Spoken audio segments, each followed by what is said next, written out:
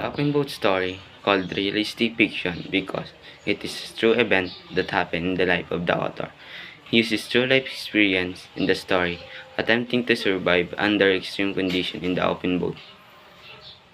There are four characters: the captain, who give direction and lead the crew; the cook, in charge of bailing the water; the oiler, in charge of rowing before he worked a double watch in the engine; the correspondent, the one who was rowing with the oiler.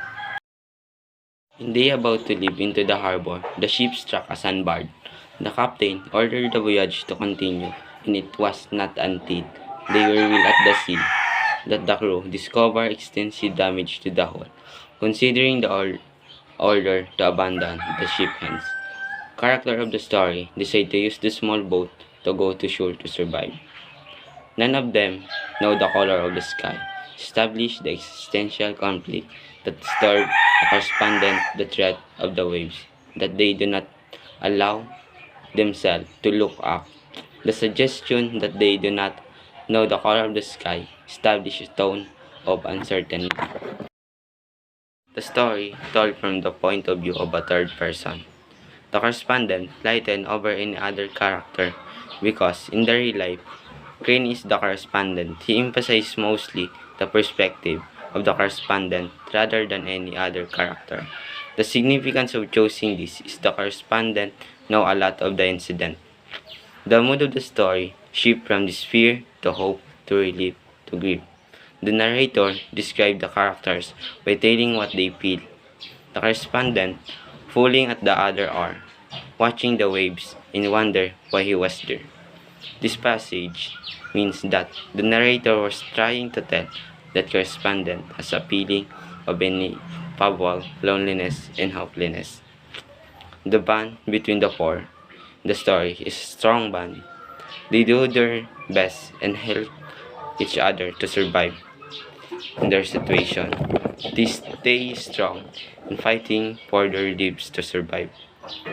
But aside from it, they also feel fear of the situation and uncertainty to survive.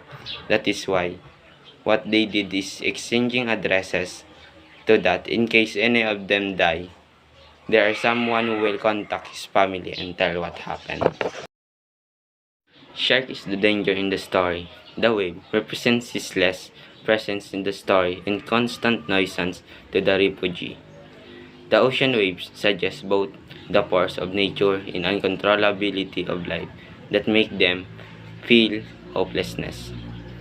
The open boat has a bit of a surprise ending. The men abandon their boat and swim for shore, but only the three survive. The strongest man, the oiler, succumbed to the sea and drowned.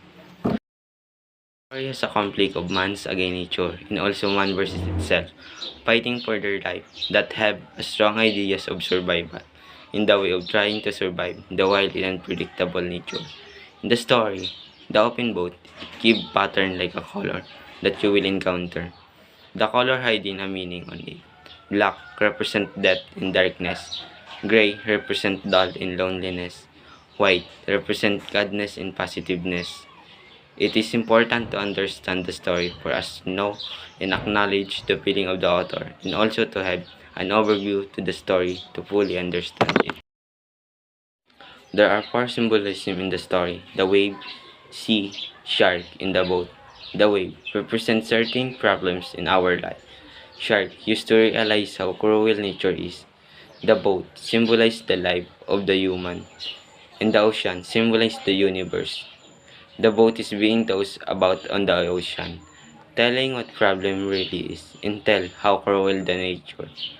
The same way that people lives and tossed about by the universe.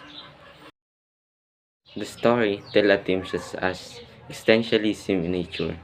The four men in the boat fighting for their life in order to survive. The cruelness of the nature, which nature clearly has a full control over them. It's convey a feeling of loneliness that came from the man's understanding that he is alone in the universe and it's significant it is for him.